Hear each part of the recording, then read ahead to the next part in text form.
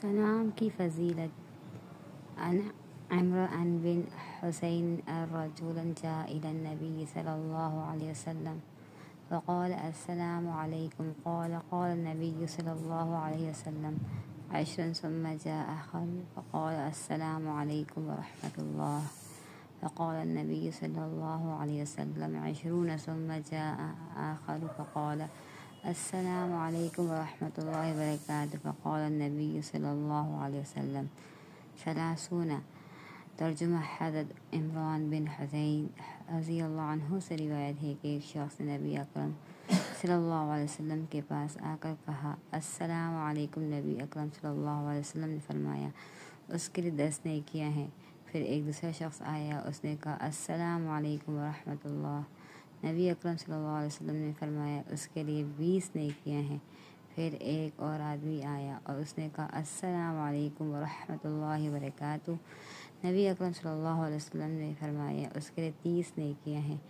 تشریح: اس حدیث سے معلوم ہوا کہ فرمان الہی اذا حییتم بتحیۃ فحیوا باحسن منها او ردوها، یعنی جب تمہیں سلام کیا جائے تو اسی سے اچھا جواب دو یا انہیں الفاظ کو لٹا دو۔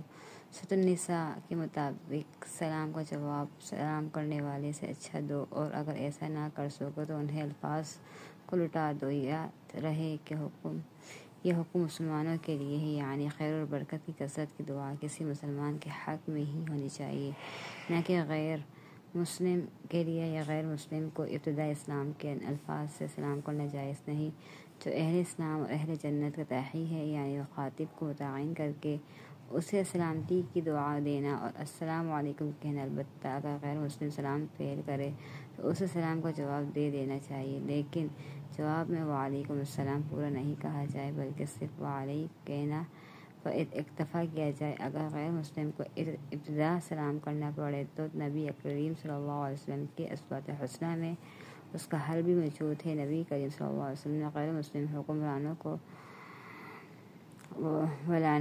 والا نامے ارسال فرمائے تھے۔ ان کی ابتدا میں حضرت صلی اللہ علیہ وسلم نے السلام علی من تبع الہدی کے الفاظ تحریر فرمائے، چنانچہ یہ نبی کریم صلی اللہ علیہ وسلم کی تعلیمات سے معلوم ہوا کہ عمومی احوال میں غیر مسلموں کو ابتدا اسلام نہ کیا جائے۔